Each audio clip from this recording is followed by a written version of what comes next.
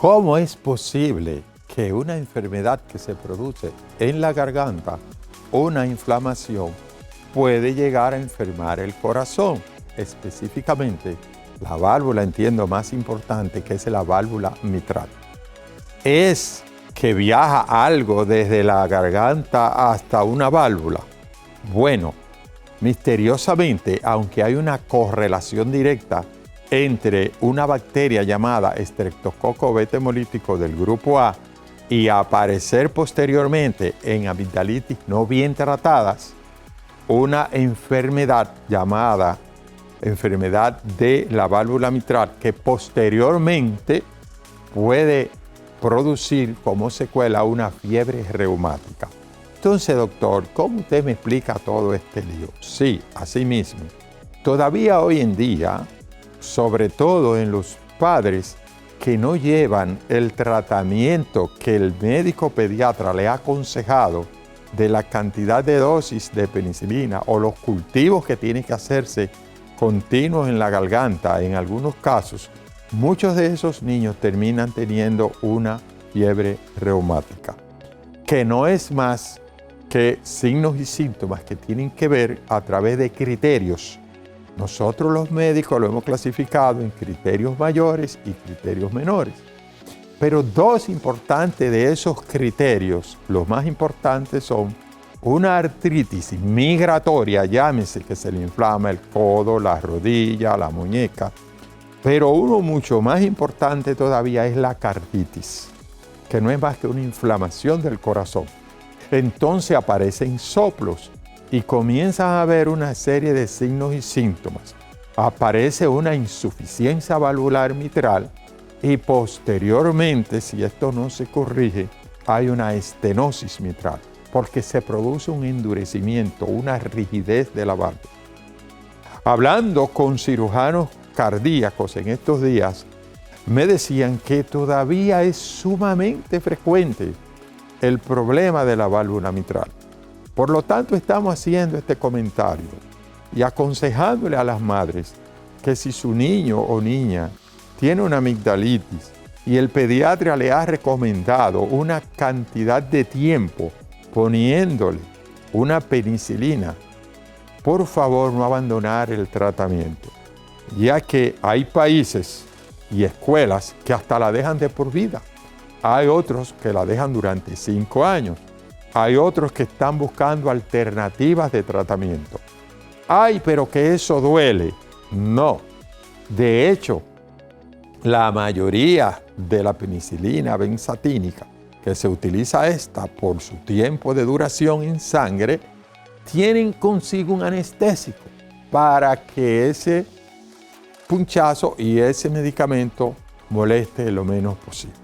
Concluimos diciendo que usted no es médico, que se lleve de su médico pediatra cuando le pone el tratamiento de la amigdalitis para evitar esta terrible secuela llamada fiebre reumática que le produce invalidez muchas veces a su niño o niña o llega a adulto con muchísimas complicaciones por esta causa. Desde el arte de curar les damos estas recomendaciones y esperamos que ustedes las sigan. Hasta entonces.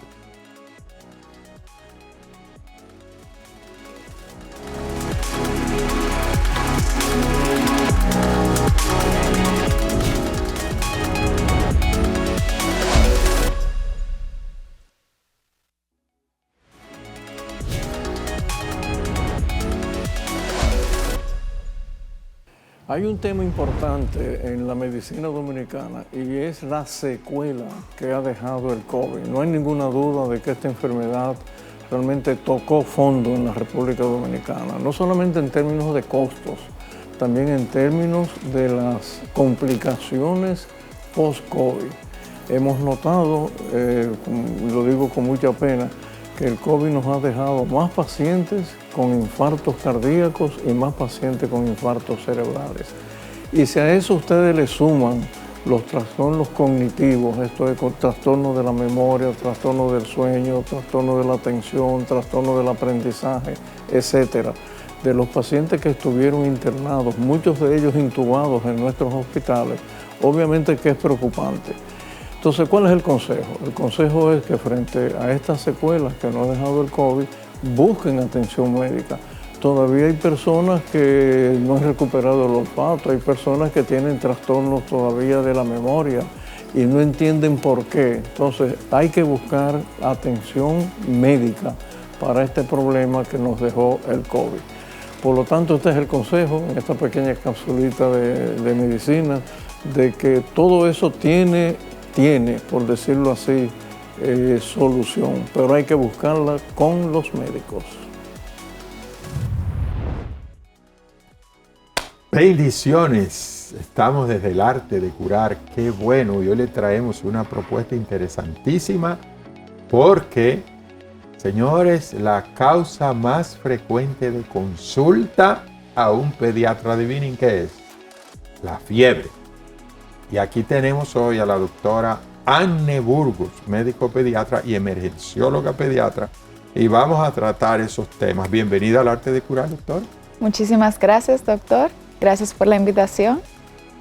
Doctora, fiebre, un síntoma tan común.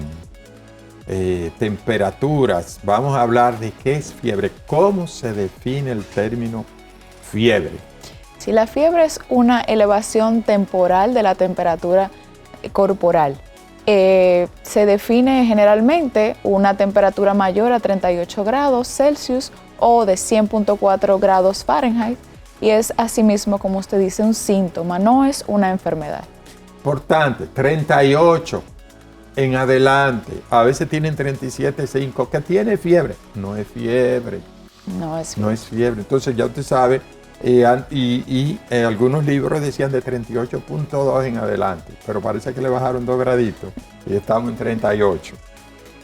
¿Cuáles son las principales causas entonces que a un niño se le produce fiebre? Sí, la principal causa en los niños son infecciones virales. Infecciones virales, infecciones bacterianas, pueden ser reacciones vacunales, pueden ser enfermedades inflamatorias. Hay un sinnúmero de situaciones que pueden causar fiebre en los niños. Generalmente en los niños que están en cuidos o guarderías, pues estos son más propensos a presentar fiebre porque los virus, pues ellos están en contacto todo el tiempo con los virus y siempre hay virus diferentes y esto le provoca entonces la elevación de la temperatura. Bueno, vamos a ser prácticos. Estamos en casa, el niño le subió la temperatura. ¿Hasta cuándo es correcto a esa madre que no está viendo, a esa tía, a esa abuela? ¿Hasta cuándo es correcto que una vez sube esa temperatura se le dé medicamento, ¿verdad? ¿Durante cuántas horas o durante cuántos días sin llevarlo al médico? Sí. Todo depende de la edad del paciente. Si es un paciente lactante menor de 3 meses, con fiebre debe de acudir a la emergencia. Si es un niño mayor, pues entonces lo que se recomienda, lo que dicen las guías, son 72 horas o 3 días, y entonces medicando en casa.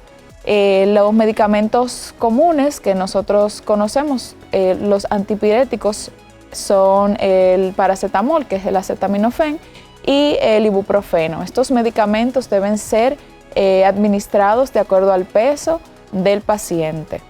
Siempre en casa, de acuerdo al peso del paciente. Pero ellos no tienen cómo pesarlo, ni saben.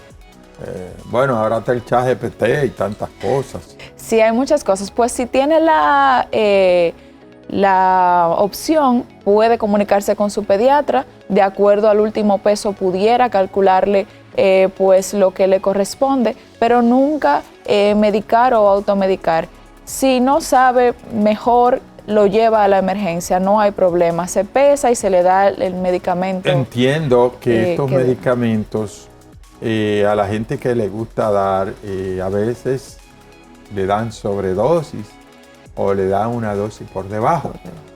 Por eso es importante el peso, ¿verdad? Sí. Porque si le da una sobredosis puede hacer daño al hígado, por ejemplo, hasta el mismo acetaminofén, pero si le da por debajo no va a tener el efecto.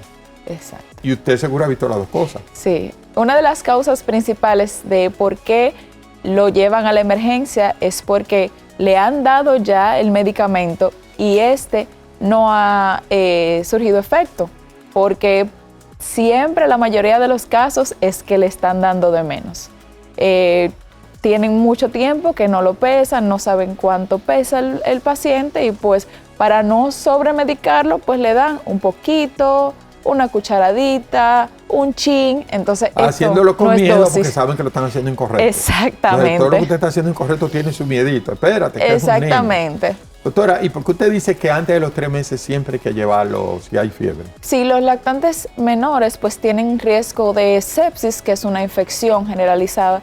Entonces, estos niños son susceptibles a hacer sepsis, meningitis, que es la inflamación de las estructuras cerebrales. Entonces, estos niños están en riesgo.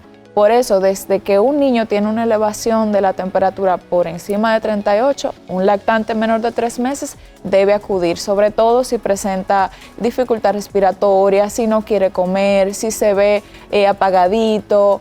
Debemos de llevarlo, sobre todo los menores de 3 meses. Y usted ha mencionado meningitis, que son la inflamación de las meninges, dura madre, pía madre, aracnoide, que son las capas, son las envolturas cerebrales. Pero gracias a Dios la vacuna ha ayudado mucho, aunque todavía aparece. Sí, algo importante ahora que usted menciona las vacunas es si estamos vacunando a nuestros niños adecuadamente, pues nosotros tenemos la forma de evitar que estos contraigan ciertas enfermedades, pero es importante no medicar antes de ir a vacunar, como muchos hacemos o hacíamos. No, porque le dimos el medicamento antes de ir a vacunarlo por si le da fiebre. No, hay reacciones vacunales que luego de que se presentan, pues entonces se medica. No podemos medicar antes porque si hace una reacción, pues no vamos a saber, porque ya lo medicamos. Entonces es importante este dato. Señores, llévense de los consejos. Estamos, ¿verdad?, tratando de decirle las cosas correctas. La gente decide al final qué va a hacer, pero el arte de curar lo que tiene como fin es orientarlo adecuadamente. Por eso traemos especialistas que están up-to-date, o sea, que tienen el último conocimiento en el área, en este caso, hablando con la doctora Anne Burgos, que es médico pediatra. Doctora, ¿y siempre que hay fiebre hay alguna condición patológica o no? ¿Por qué es importante entonces llevar al niño a un pediatra? Bueno, generalmente, como mencioné anteriormente, es provocada por infecciones virales, bacterianas, por alguna inflamación o alguna infección en alguna parte del cuerpo. ¿Qué sucede? Algunas de estas infecciones pues son inocuas, generalmente no provocan gran daño en el cuerpo del paciente y la mayoría ya en 3 días, 72 horas, ya la fiebre ha desaparecido, inclusive el cuerpo ha podido luchar contra esa infección por sí solo. Entonces es importante que nosotros tomemos esto en cuenta, que la fiebre no es un enemigo, la fiebre es nuestro cuerpo, el sistema inmune luchando contra esas infecciones, y en los niños son sumamente comunes las infecciones, sobre todo virales, es un sistema inmune que está en desarrollo. Entonces es un sistema que cualquier situación, cualquier microorganismo, pues me va a provocar que yo empiece a que esa reacción se desencadene y entonces se presente la fiebre. Doctora, usted acaba de decir algo. Me recuerda a un libro que escribió el doctor Ernesto Plata Rueda, donde decía que la fiebre es el mejor amigo del niño. ¿Cómo usted le dice a una dominicana, dígame, que la fiebre es el mejor amigo del niño? Óigame, sí, eso está difícil de explicárselo a una gente. Le dicen a usted que usted no sabe nada de una vez. Es difícil. Sin embargo, es una reacción normal. ¿Qué es lo que pasa dentro del cuerpo? ¿Cómo es que se produce esto de la fiebre? Porque usted dice que los virus, pero ¿qué es lo que pasa fisiológicamente?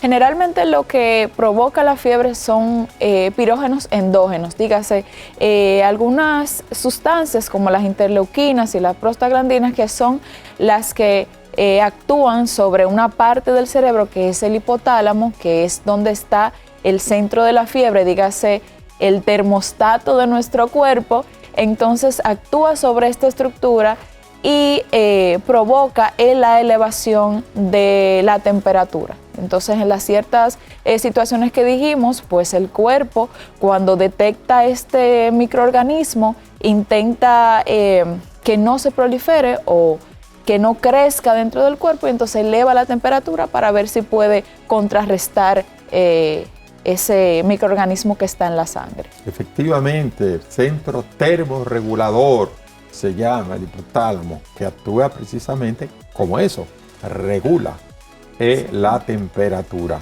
Vamos a hacer una primera pausita porque le vamos a dar unas recomendaciones. En breve retornamos.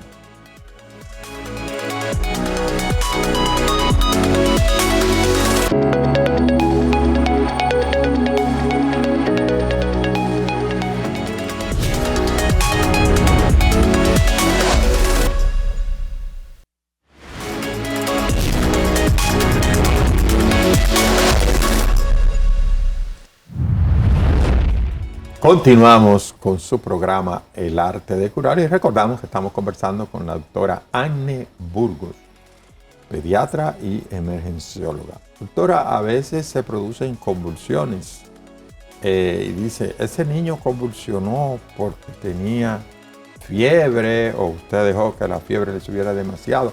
¿Cuál es el asunto con esto de las convulsiones febriles? Explíquenme. Sí, las convulsiones febriles son el evento neurológico febril más común en los niños. Cabe destacar que no importa el nivel o los grados de temperatura que tenga el paciente, esto es algo hereditario. Generalmente hasta con 38 grados el niño puede convulsionar. Lo que tenemos que tomar en cuenta es que hay dos tipos de convulsiones febriles. Están las convulsiones simples, una convulsión que dura menos de 15 minutos, y una convulsión compleja, que generalmente es focal, dura más de 15 minutos, y esta puede repetir en 24 horas. Las simples generalmente es una en 24 horas, no recurre.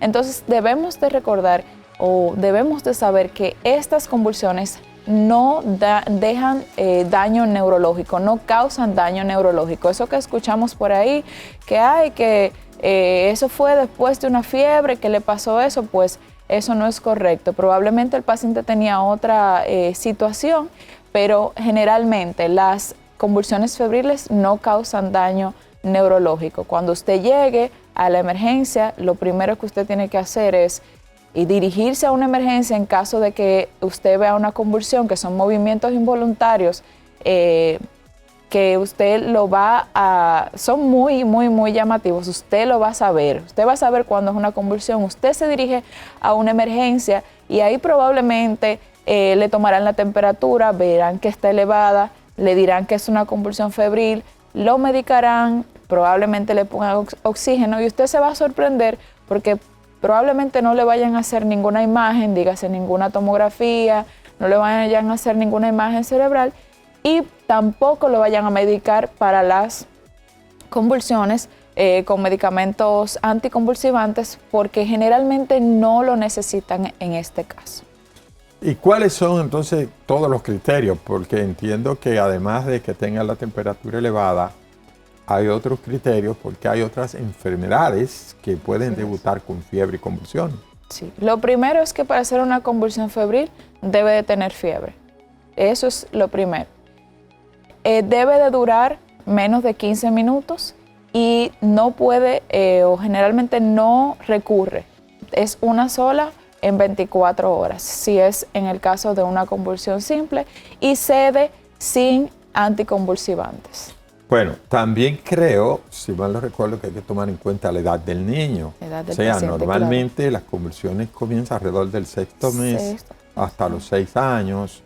La duración, la historia familiar, o sea, casi siempre un primito, un hermanito.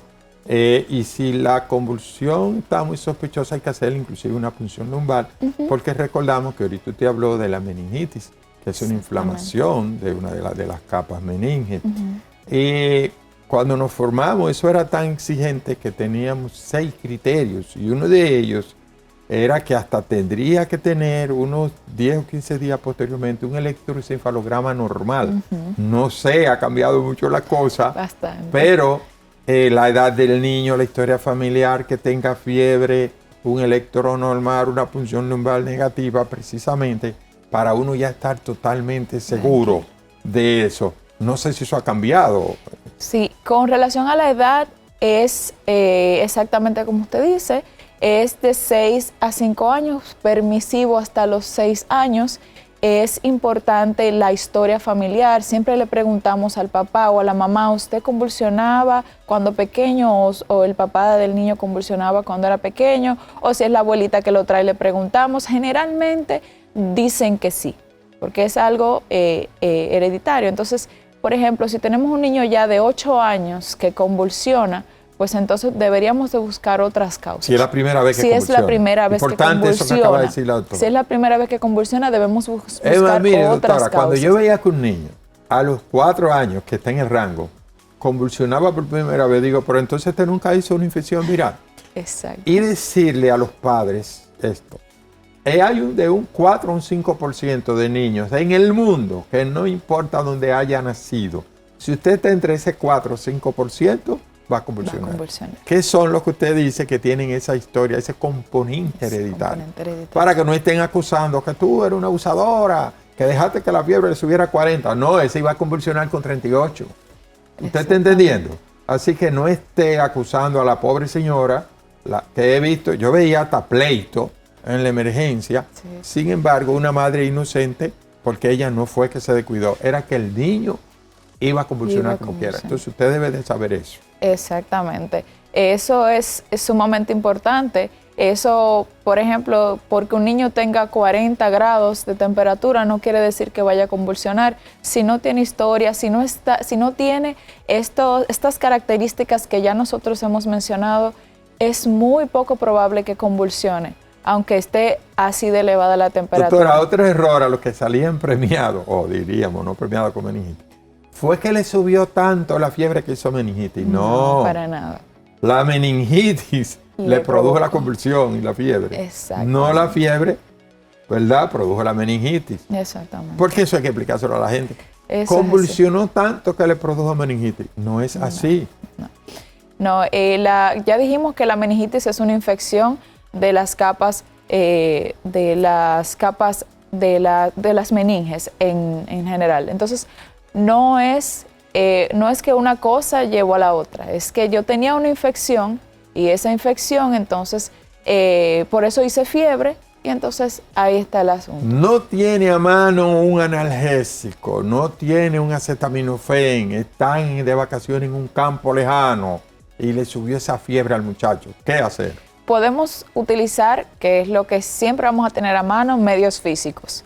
Siempre los medios físicos van a ser importantes. Hay algunas guías, inclusive dicen que si el niño tiene buen ánimo, si está comiendo, si no tiene ninguna algo que le preocupe a usted, pues ni siquiera hay que bajarla. Esas son algunas guías. Pero generalmente y en nuestra cultura, un niño con fiebre no se puede dejar así. Entonces, pues si usted está en un lugar lejano, pues los medios físicos, dígase los pañitos, nunca entrarlo en una cubeta de agua fría. Eso es maltrato infantil, no podemos hacer eso. Pero sí lo puede bañar, le puede echar agua, le puede poner lo que usted tenga a mano. Pero nunca utilizar estos medios tan drásticos como cubetas con hielo y ese tipo de cosas. Básicamente eso, pero siempre es bueno que si usted va a viajar, usted se lleve su acetaminofén y en caso de que le pase algo, pues entonces usted lo tiene ya a mano. Uso de antibióticos. Se van a la farmacia porque el muchacho tiene fiebre y le compra un antibiótico. ¿Qué usted opina de eso? Sí, bueno, mire, lo que sucede es lo siguiente. Si nosotros tenemos una infección o un niño tiene una infección, pues ya comentamos que lo principal son las infecciones virales. Los antibióticos son para bacterias, no son para virus. Entonces, si yo le doy un antibiótico y es una infección viral, cuando yo tengo una infección bacteriana y necesite ese antibiótico que usted le está dando, pues no me va a funcionar. No va a ser funcional, entonces voy a tener que escalar a otro antibiótico más fuerte Y así voy a ir sucesivamente y entonces esto va en detrimento de la salud del paciente y también puede provocar la resistencia de ese antibiótico cuando usted lo necesite. Doctora, y a veces la gente tan ignorante que se creen superhéroes. Tiene un proceso autolimitado el niño, que era lo que explicaba la doctora ahorita, que en 3 días probablemente ya se le quite. Le van a comprar, por ejemplo, amoxicilina y los padres se creen un superhéroe. Se le iba a quitar la fiebre como quiera. Ahora, el daño que usted le hizo es que cualquiera de las bacterias que se llaman saprófitas, que viven ahí en el cuerpo, cuando usted utiliza ese antibiótico, ella comienza a reconocerlo, se prepara y después cuando se encapsula, no hay forma que esa pared bacteriana la penetre ni le haga nada a ese medicamento. Entonces hay que estar utilizando por resistencia a antibióticos antes que pudo, ¿verdad, doctora? Eso Quitársele es así. con algo sencillo. Eso es así. Tienen que utilizar medicamentos de alta gama. De alta gama. Es muy común que a la emergencia llegue, por ejemplo, un pacientito que le duele la garganta, que tiene síntomas gripales, que le duele el cuerpo y todo esto, y que su mamá le dio una amoxicilina o le dio una acitromicina. Cuando le pregunta por qué, muchas veces fue que la vecina me dijo que ya yo le había dado eso antes y esas cosas. Son generalmente infecciones virales autolimitadas, como usted menciona. Probablemente en 3 días ya no va a tener absolutamente nada, porque a nosotros, a todos nos ha dado una infección gripal y generalmente nos dura de 48 a 72 horas. No pasamos de que todo un mes malitos de la gripe, con decaimiento y todo eso, se va autolimitando y se va mejorando. Entonces, si le damos antibióticos, muchas veces, en vez de mejorar, como es una infección viral, lo que hacemos es que todavía disminuimos, afectamos más ese sistema inmune que ya está deprimido, dándole antibióticos y entonces la situación se vuelve peor. Doctora, y nosotros que tenemos en este país, como país tropical, una permanente amenaza de que una fiebre puede ser un inicio de un dengue, de una malaria, de una toxoplasmosis, de una chikungunya, de cualquier cosa. Pero no solo eso, de que nosotros estamos recibiendo 10 millones de turistas. Eso es así. Y personalmente yo hice diagnóstico de 2 enfermedades Lyme en este país de ahí de Punta Cana. Wow. Entonces quiere decir que cualquier enfermedad que ustedes no pueden estar pensándola, puede estar debutando con una fiebre. Así. Pero después de la pausa, vamos a hacer una pausa. Usted como emergencióloga pediatra me va a decir cuáles son las emergencias que con más frecuencia usted atiende. Así que vamos a hacer una pausita y luego regresamos.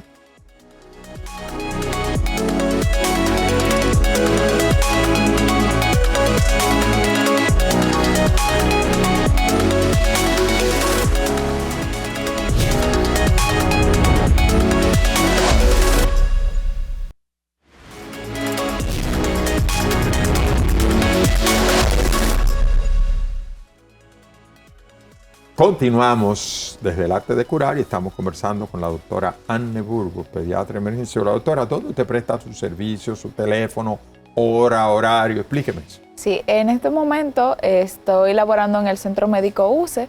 Vamos martes de 3 a 7 y viernes de 12 a 3. Me pueden contactar por Instagram, doctora.agnile_Burgos. Y también pueden escribirme al WhatsApp 849-535-5573 y con gusto les puedo ofrecer cualquier información que necesiten. Sí, pero no es para usted dar consulta por ahí, ¿eh? No, no. Por WhatsApp no se da consulta. Y menos pediátrica, ¿eh? Y menos pediátrica. Por WhatsApp se le dice, nos vemos a tal día, a tal hora, ¿verdad? Doctora, Claro que emergencias sí. En pediatría. Sí, las emergencias en pediatría, lo más común es lo que estamos tratando hoy, la fiebre. Pero otra emergencia, y es también ocupa un lugar importante, son los traumas cráneoencefálicos, que generalmente son leves y moderados en los niños, pero pueden ser severos también.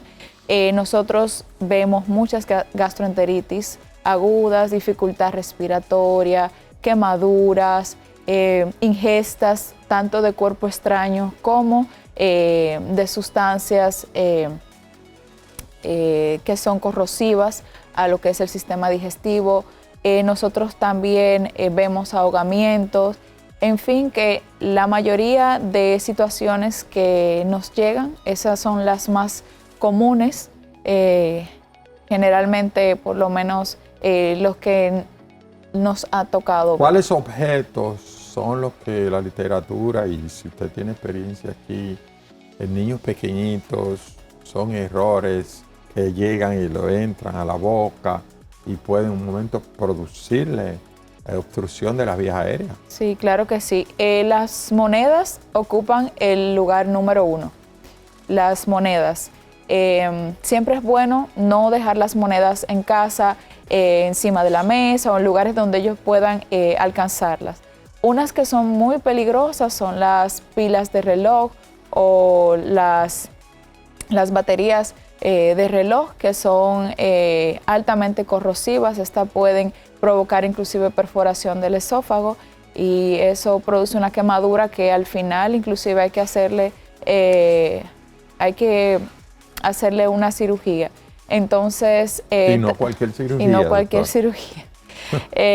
Sí, entonces también, bueno, de todo lo que usted se puede imaginar, aretes, collares, los dijes, ellos lo ingieren.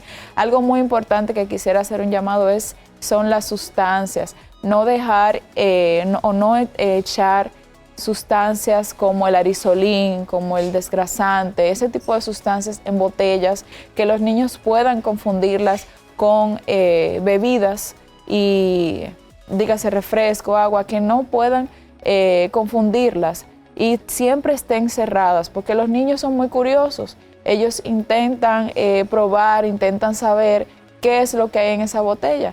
Si es una botella de agua y el líquido es transparente, pues el niño va a pensar que es agua. Entonces es importante que estas sustancias las tengamos guardadas en lugares seguros o elevados donde ellos no la puedan alcanzar. El desarrollo del país ha traído también desarrollo de las clases sociales. Y una de las, diríamos, características que tiene ahora la clase media alta es tener una casa con piscina. Y evidentemente se invitan a los amigos porque tiene una casa y tiene piscina y hay que decir lo que es. Han aumentado el asunto de los ahogamientos. ¿Qué hacer en la casa cuando usted encuentra que un niño se está ahogando? ¿Qué es lo correcto de hacer en lo que lo lleva al hospital? Sí, lo primero es la prevención. Sabemos que lo principal es la prevención. Si usted sabe que tiene una piscina o que es un riesgo para el infante que usted tiene en casa, pues siempre tiene que tenerlo bajo observación 24/7. Si sucede esto, entonces lo principal es sacarlo del agua si usted sabe nadar. Porque si usted se va a arriesgar también, pues se van a ahogar los dos. Entonces es importante esto. Cuando usted lo saca, si tiene a alguien ahí que pueda ayudar, debe de llamar a una ambulancia, debe de pedir auxilio, debe de llamar.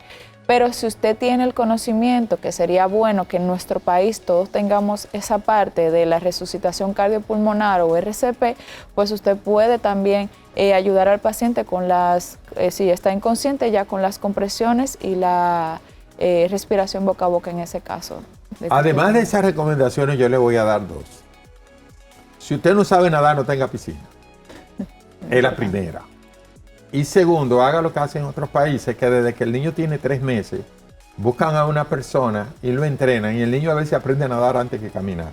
Porque es que usted tiene un riesgo permanente. Y los niños son traviesos. Si usted tiene dinero para tener una piscina, no se ponga de codo y de duro, y busque un entrenador, y desde los 3 meses, páguele para que su niño aprenda a nadar, que ya al año y además lo va a necesitar para el resto de su vida. Claro. Y así es la forma, yo diría, más fácil de prevenir, fuera de la que usted dice, porque yo lo veo, donde usted tiene una piscina. ¿Qué usted busca teniendo una piscina y usted no sabe nadar? Pues está diciendo que tiene piscina. Entonces se le muere un muchacho, ahí se le ahoga y después se lamenta para el resto de su vida. Y lo otro es, al bebé póngalo que de los 3, 4 meses 5 meses, ya hay entrenadores que sin riesgo, porque son especialistas en eso, pues le enseñan a nadar. Porque es triste ver que un niño te llegue a la emergencia sin signos vitales. Sí, también algo importante, no es tanto el que tiene la piscina que deba saber nadar, sino también el que cuida al niño. Porque el que cuida al niño o la cuidadora, pues entonces, si no sabe nadar y el niño se está ahogando, lamentablemente, pues esto es un problema grave, porque se van a ahogar los dos.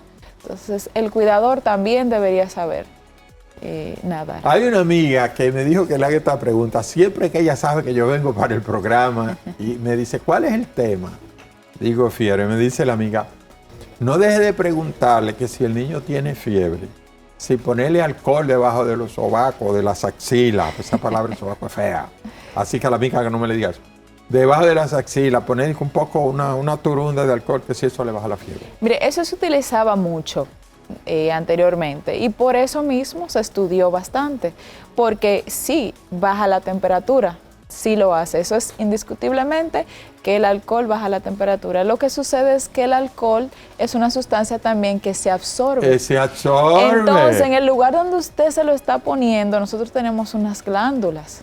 Y nosotros tenemos unas estructuras que pueden absorber totalmente ese alcohol y entonces usted tratando de arreglarle algo, pues entonces lo lleva a otra situación. O viene a intoxicar al muchacho y llega con una borrachera. Puede ser, entonces hay que tener mucho cuidado con esto. Si usted está en un centro, pues puede ser también con agua, como ya hablé, los medios físicos, no tiene que ser alcohol, puede ser con agua y se puede pues tratar. Señores, de mitigar. agua, temperatura. Exacto. Importante eso, usted lo dijo ahorita. Agua, temperatura. Inclusive usted puede tener el niño en una tina de aquí hacia abajo 10 minutos y realmente le va a bajar la fiebre. Sí, claro. Ah, pero que yo no lo quiero poner en agua porque le va a dar gripe. O si tiene gripe, le va a dar neumonía. Dígame de eso. Bueno, mire, verdaderamente ya hablamos que los medios externos no nos causan enfermedades. Los que nos causan enfermedades son virus, bacterias, parásitos, hongos. Entonces, ¿qué sí nos puede llevar a esto? Pues el cambio de temperatura. Si usted lo está bañando con un agua totalmente fría, con este calor que tenemos, usted lo saca de ahí, de ese frío, usted lo saca para ese caliente que está en la sala, por ejemplo, entonces usted le está haciendo un cambio. Si usted lo tiene en la habitación con un aire acondicionado y lo saca entonces para la sala, pues entonces eso está muy caliente. El problema es el cambio brusco de temperatura. Eso sí nos puede llevar a que el sistema inmune pues entonces baje un poquito las defensas y ahí entonces entren los virus, las bacterias y todo eso y nos lleva entonces a una neumonía. Pero no que si yo lo tengo en el agua tanto tiempo, no, eso no le va a provocar una neumonía. Doctora, ¿la salida de dientes produce fiebre? No, doctor, no produce fiebre. Esto va a picar, como dicen por ahí.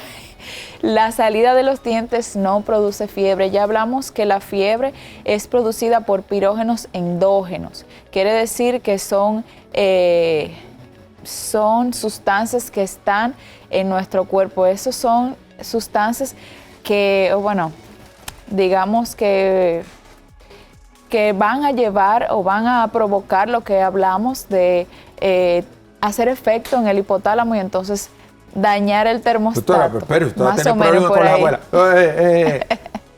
Tiene diarrea porque está echando los dientes. No. Yo la voy a aprovechar, dígame. Lo que pasa es que esos niños que están echando los dientes, como decimos así, los niños que están en proceso de dentición, ellos le ponen la mano a todo lo que ellos encuentran y eso lo utilizan para rascarse las encías. Entonces, si yo agarro algo que está contaminado y me lo llevo a la boca, pues esto probablemente me va a provocar una infección. Entonces, concomitantemente a la dentición, generalmente siempre puede venir diarrea, fiebre, vómitos y todo esto. Pero la salida de los dientes puede provocar irritabilidad, dolor, incomodidad, que no quieran comer ciertos alimentos y eso, pero no provoca fiebre. Y coincide también que la inmunidad materna cae un poco ya a esas edades y hay una transferencia, ¿verdad? Doctora, pero tengo que darle las gracias, se nos fue el programa Así que el equipo técnico me está diciendo que estamos terminando. Yo solo quiero agradecerle su presencia por estas orientaciones a ustedes, amigos del Arte de Curar. Esperamos que esta propuesta que les hemos traído les sirva de algún beneficio. Desde el Arte de Curar le decimos hasta entonces.